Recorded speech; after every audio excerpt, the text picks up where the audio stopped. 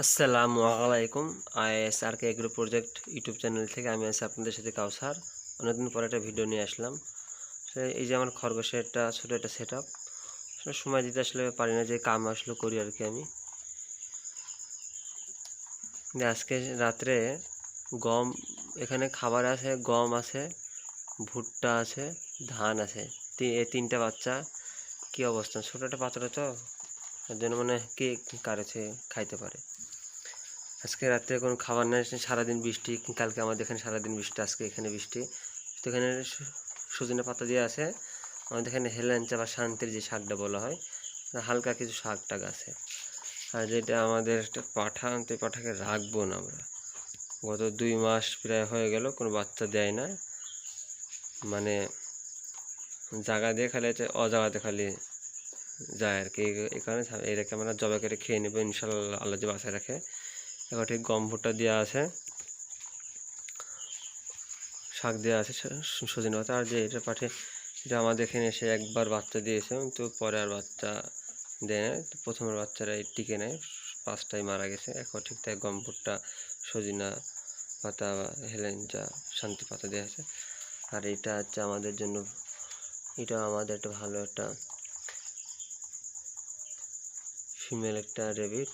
এখন ঠিক গম ভুট্টা দেওয়া আছে, শাক দেওয়া আছে, এরই বাচ্চা জয় 2টা। এখন দোয়া করবেন। আমার সেটআপটা বর্তমানে 6টা আছে, 8টা মারা গেছে। আর ধীরে ধীরে বাড়ানোর চিন্তা ভাবনা আছে ইনশাল্লাহ। তবে আসলে একটা খামারে যদি বাচ্চা যদি না হয়, সেই খামারে কোনোভাবে আসলে টিকে না। আর যে ওই যে পাঠারা, ওই পাঠাকে জবাই করে খেয়ে নেবে ইনশাল্লাহ। কালকে আলো বাচ্চা রাখলে ভিডিওটা অবশ্যই দেখাবো। এখানে আমাদের কিছু চীনা হাঁসের বাচ্চা আছে। মোট কয়টা, 1টা 2টা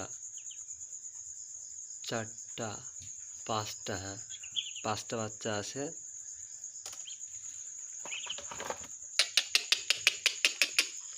5টা বাচ্চা, 2টা। এখানে বয়লের বাচ্চা আছে 2টা, এখানেও 2টা বয়লের বাচ্চা আছে। আর যে আমাদের দেশি মুরগি, ওখানে একটা মোরগ, একটা ডেকি, আর কিছু ওই আর যে ওখানে ভর্তি আছে। তবে আসলে এই যে জায়গাটা সম্পূর্ণ আগে আমার ইয়ার ছিল, ছাগলের জন্য করা ছিল।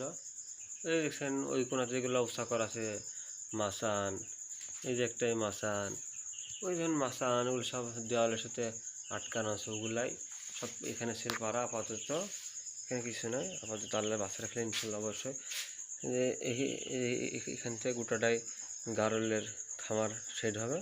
আর যেখানে বর্তমানে গরুর জন্য ব্যবস্থা করেছে, আর যে খরচগুলো ওইখানে ওখানে হবে না। বর্তমানে যে 2টা ছাগলের, যেটা পাঠি আর যেটা খাসির বাচ্চা আছে। আসসালামু আলাইকুম।